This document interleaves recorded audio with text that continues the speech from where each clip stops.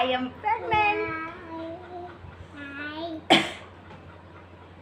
Hello everyone, आप सबका स्वागत है मेरे यूट्यूब चैनल पर जिसका नाम है लाइफ नेवर स्टॉप और मेरा नाम है कविता बिस्ट। जैसा कि कल के ब्लॉग में मैंने आपको बोला था कि आज का जो ब्लॉग होगा वो बहुत इंपॉर्टेंट इन्फॉर्मेशन को लेकर होगा। जो न्यूज़ मैंने आपको देनी है उस चीज़ से रिलेटेड, तो मैंने सोचा कि क्यों ना ब्लॉग स्टार्ट कर दिया जाए। पर पता है मैंने क्या सोचा कि मैं इस ब्लॉग को ना थोड़ा सा तैयार होके मतलब शूट करूँगी, क्योंकि मैं ऐसे ही आ जाती हूँ ना कैमरे के सामने, और इसको भी थोड़ा तैयार करके ही शूट करूँगी। पर यार इसने ना जैसे ही मैं तैयार होना सोच ही रही थी, इसने एंड टाइम में कर दी पॉटी। तो पूरा बस ऐसे तहस नहस हो गया। और अक्कू की ना वो नहीं हला नहीं वहाँ नहीं, और अक्कू की भी ना तबीयत थोड़ा ठीक नहीं है। तो फिर मैंने कहा चलो ऐसे ही शूट करते हैं, क्योंकि टाइम काफ़ी हो गया था। मैंने बोला टाइम काफ़ी हो गया था, तो फिर एडिटिंग भी करनी थी। तो मैंने कहा अब ऐसे ही करते हैं। तो फाइनली हम आपके सामने आ गए हैं। जो इन्फॉर्मेशन मैंने आपको देनी थी वो थी क्या थी अक्कू? कौन आने वाला है? बाबू का है? बाबू का है अक्कू? बाबू का है? छोटा बाबू का है? जल्दी बताओ। तो आप लोग समझ गए होंगे, यस आई एम प्रेग्नेंट। मुझे यार समझ नहीं आ रहा है कि मैं इस बात को किस तरह से बोलूं क्योंकि मुझे हंसी भी आ रही है और मतलब अजीब सा लग रहा है। तो फाइनली ओपनली मैं ऐसे बता रही हूँ कि यस आई एम प्रेग्नेंट। यार ऐसा सोचा नहीं था कि सेकंड बेबी इतनी जल्दी। इवन मैंने तो ये भी नहीं सोचा था कि मतलब अक्कू के बाद में हम बेबी करेंगे, क्योंकि प्रेगनेंसी के टाइम पे ना मुझे बहुत सारी प्रॉब्लम आती है। मेरी प्रेगनेंसी ना बहुत टफ रहती है 7 मंथ्स के बाद, मतलब 7 मंथ से स्टार्ट हो जाती है प्रॉब्लम्स। उससे पहले मुझे कुछ नहीं होगा। लोगों को वॉमिटिंग होता है, वीकनेस होती है, सिकनेस होती है ना, जैसे मॉर्निंग सिकनेस, खाने से प्रॉब्लम होती है, स्मेल आती है। मुझे ऐसा कभी कुछ नहीं हुआ दोनों प्रेगनेंसी में। पर 7 मंथ्स के बाद मुझे इन्फेक्शन स्टार्ट हो जाता है, यूरिन इन्फेक्शन। मेरा कंटिन्यू टॉयलेट में ब्लड ही आता रहता है। और जैसे लीवर इन्फेक्शन जो मेरे लिए सबसे ज़्यादा टफ हो जाता है, लीवर इन्फेक्शन। LFT मेरा बढ़ जाता है, बहुत ज़्यादा बढ़ जाता है। तो पहला बेबी इसी वजह से मेरा एक्सपायर हो गया था नॉर्मल डिलीवरी के टाइम पर। फिर अक्कू के टाइम पर भी सेम प्रॉब्लम हो गई थी 7 मंथ से, जो फर्स्ट बेबी के टाइम पर प्रॉब्लम थी। मतलब मैं ना बहुत अच्छे से आप लोग को समझाना चाहती हूँ पर ये मेरे को बोलने नहीं देता। जैसे मेरे फर्स्ट बेबी के टाइम पे मुझे प्रॉब्लम हो गई थी, सेम वही प्रॉब्लम मुझे अक्कू के टाइम पे हो गई थी। तो अक्कू ये ना मेरी दुनिया में, मेरी ज़िंदगी में बहुत मन्नतें से ये मेरी लाइफ में आई है। उसके साथ साथ जैसे लोग अंधविश्वास नहीं होता है कि इस पंडित के पास जाना, उस पंडित के पास जाना, मतलब जैसे हम लोग मंदिर में प्रसाद बोलते हैं, ये सब चीज़ें मैंने बोली कि भगवान ऐसा हो जाएगा ना तो मैं ऐसा करूँगी, मेरा बच्चा ठीक ठाक हो जाएगा ना तो फिर मैं ऐसा करूँगी। ये चीज़ें बोली। साथ साथ में ना अक्कू के वजह से, अक्कू के लिए, क्योंकि फर्स्ट बेबी में के टाइम पे ना मैं थोड़ा डिप्रेशन में चली गई थी। तो फिर जब अक्कू कंसीव हुई तब तक सब सही चला। 7 मंथ से सेम प्रॉब्लम, सेम चीज़, सारी चीज़ें वो चीज़ थी। और उससे ज़्यादा प्रॉब्लम हुई थी अक्कू के टाइम पे। जैसे मेरी एकदम से ना पूरी नसें इतनी मोटी मोटी हो जाती थी, फूल जाती थी पूरी 7 मंथ्स के बाद ना मुझे नींद नहीं आती थी, मैं एकदम चीख के उठती थी। और सबसे ज़्यादा जो मुझे इन दोनों प्रेगनेंसी में प्रॉब्लम हुई है वो थी ईचिंग। मतलब एक नॉर्मल ईचिंग होती है ना, जैसे टमी एरियाज़ में होती है, वो तो नॉर्मल होती है, वो तो होती थी। उसके बाद ये मेरे हाथ पैर, मतलब मैं दिखा सकती तो दिखाऊंगी कभी, मतलब आज तक ना वो निशान मेरे कभी नहीं गए, फर्स्ट प्रेगनेंसी के भी और अक्कू के टाइम के भी। मतलब जो पैरों में ना खुजा के खून निकाल देना, मतलब चीखे मार के रोना कि यार मतलब ये ठीक हो जाए। मैं डॉक्टर के आगे ना ऐसा हाथ जोड़ने लग जाती थी कि मैम मुझे ये क्यों हो रहा है, क्या हो रहा है। मतलब बहुत ज़्यादा, मतलब सो नहीं पाती थी।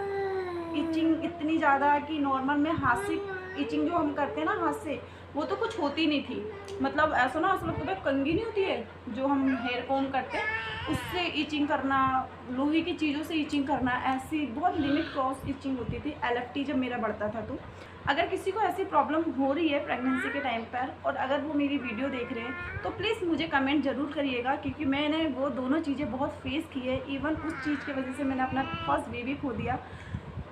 तो मैं उसमें पूरी अच्छी तरह से सजेस्ट करूँगी कि किस तरह से क्या करना चाहिए, क्योंकि फर्स्ट बेबी के टाइम पे मुझे इतनी इन्फॉर्मेशन नहीं थी, क्योंकि शायद जो डॉक्टर थी हमारी वो भी इतनी नॉलेजेबल नहीं थी। पर सेकंड बेबी के टाइम पे मैंने यूट्यूब से नॉलेज ली, फिर मैंने डॉक्टर चेंज करी, काफ़ी चीज़ें। तो होता ना, अगर हम जैसे होते ना कोई प्रॉब्लम है, जो इंसान उस प्रॉब्लम से गुजरता है तो वो ज़्यादा अच्छे से एक्सप्लेन कर सकता है।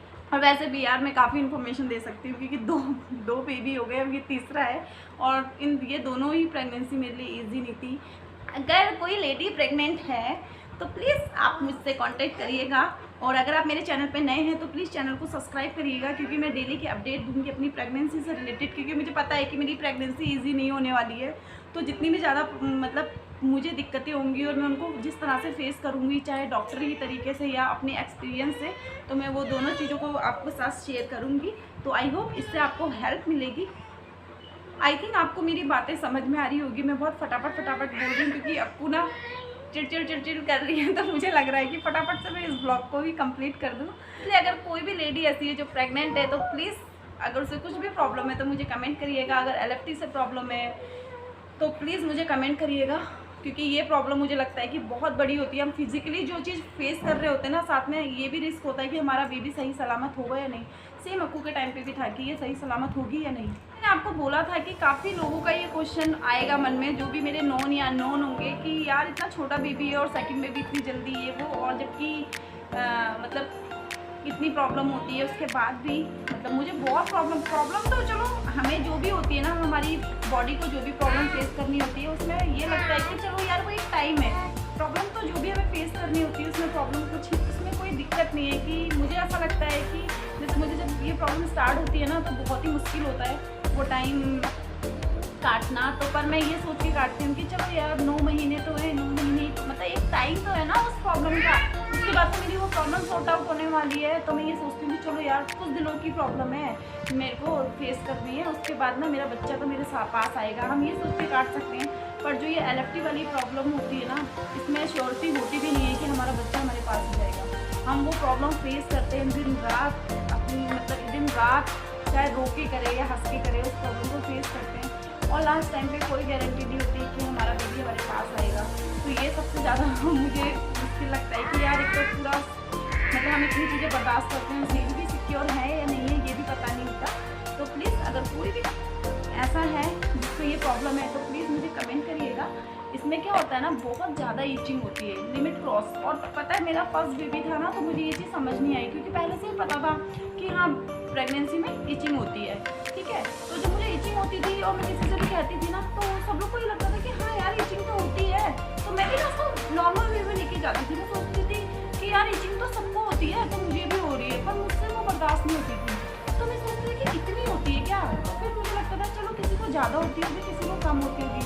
तब मुझसे ना जब लास्ट टाइम पे बिल्कुल बर्दाश्त ही नहीं हुआ, तब मैंने डॉक्टर से भी बोला कि डॉक्टर ये ईचिंग ना मेरी नॉर्मल नहीं है, मतलब आप इसको ईजी मत लीजिए, ये नॉर्मल नहीं है, इसमें ना मुझे बहुत ज़्यादा प्रॉब्लम हो रही है। मुझे ऐसा लगता है मेरे शरीर के अंदर ना कीड़े चल रहे हैं और मैं उनको ऐसे से खुजा रही हूँ पर वो निकल नहीं रहे। ऐसी वाली ईचिंग होती है। ऐसा नहीं होता कि हम ऐसी ईचिंग करते हैं और वो ठीक हो जाती है, वो ठीक ही नहीं होती ईचिंग।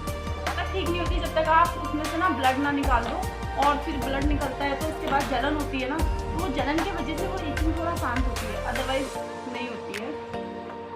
तो अगर ऐसी प्रॉब्लम किसी को भी है तो प्लीज़ कमेंट करिएगा, और मुझे अच्छा लगेगा कि मैं अगर हेल्प कर सकती हूँ किसी को इस टॉपिक से, तो मुझे अच्छा लगेगा कि अगर मैं किसी को हेल्प कर सकूँ, मुझे अच्छा लगेगा अगर मैं किसी की हेल्प कर पा रही हूँ।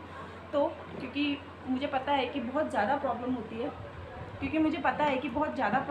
है, काफ़ी लोगों के मन में आ रहा होगा कि इतना छोटा बेबी जो इतना शैतानी करता है, और मुझे पता है कि इस बेबी में भी मुझे सेम प्रॉब्लम होने वाली है। अभी तो मेरा 3 मंथ्स क्रॉस हो गया है और चौथा लग गया है, चौथा भी कंप्लीट होने वाला है। तो मुझे पता है, तो आप लोग सोच रहे होंगे कि अब ये कैसे वो मैनेज करेगी, या फिर इसने इतनी जल्दी कंसीव कैसे, मतलब इतनी जल्दी बेबी प्लान कैसे करा, या जो भी क्वेश्चन होता है। तो व्यूअर्स, मैं सीरियसली बोलूँ, मैंने अपनी लाइफ में नहीं सोचा था कि मैं अक्कू के बाद बेबी करूँगी। जब अक्कू मेरे पेट में थी ना, तो बहुत सारी प्रॉब्लम आ गई थी। तब ऐसा लग रहा था कि ये सही सलामत हो भी पाएगी या नहीं, ये लगता था। लास्ट टाइम पे ये हो गया था डॉक्टर के साथ कि ये ठीक भी रहे, मतलब सही से होगी या नहीं, क्योंकि सेकंड बेबी में भी ऐसी हो गया था। तो डॉक्टर ने बोल दिया था कि चांसेस हैं इस केस में भी सेम, ठीक है। तब पता है मैं भगवान से सिर्फ एक प्रे करती थी कि भगवान भले ही मुझे एक बच्चा दे दो, पर सही सलामत दे दो, मुझे दूसरा बच्चा चाहिए ही नहीं, क्योंकि मुझे पता है कि बेबी की कोई गारंटी नहीं है कि सही होगा या नहीं। तो मुझे दूसरा बच्चा चाहिए ही नहीं, बस आप मेरी इस बच्चे को सही सलामत दे दो, चाहे ये बेटी हो या बेटा हो, बस मुझे एक बच्चा दे दो जो मुझे माँ कहे, और बाकी मुझे कुछ नहीं चाहिए। तो ये थैंकफुली गॉड के उससे ये सही सलामत हो गई। और अब देखो शैतानी इसकी। और लाइफ में ना 1 से 1.5 साल में बहुत सारी चीज़ें ऐसी फेस करने को मिली ना, बहुत सारी चीज़ें, मतलब बहुत सारी चीज़ें मैंने ऐसी फेस की कि मुझे ऐसा लगा कि नहीं यार, एक बच्चा और होना चाहिए और एक अपनी फैमिली होनी चाहिए। तब मुझे ऐसा लगा। तो अभी हम 3 लोगों की फैमिली है, मैं, अक्कू और इसके पापा, ठीक है। मेरी लाइफ में सिर्फ इतने लोग हैं, इसके अलावा कोई नहीं। और मैं चाहती हूँ कि ये फैमिली थोड़ी सी बड़ी हो जाए, पहली चीज़ ये है। सेकंड चीज़ कि मैंने अपनी लाइफ में इन 1-1.5 साल में इतनी चीज़ें फेस की, जिस तरह से मैंने अपने बताया। रिसेंटली हमने अपनी बड़ी सिस्टर को खो दिया अभी कोरोना में। मुझे ऐसा लगा कि इन फ्यूचर अगर हम लाइफ में नहीं रहे क्योंकि यार, और मुझे ऐसी लगा कि यार कभी लाइफ में ऐसा कुछ हुआ, हाँ, कि हमें कुछ हो गया या मुझे कुछ हो गया या किसी को भी कुछ हो गया, मतलब हम तीनों में, मतलब मेरे और मेरे हस्बैंड में, तो इसका कौन है।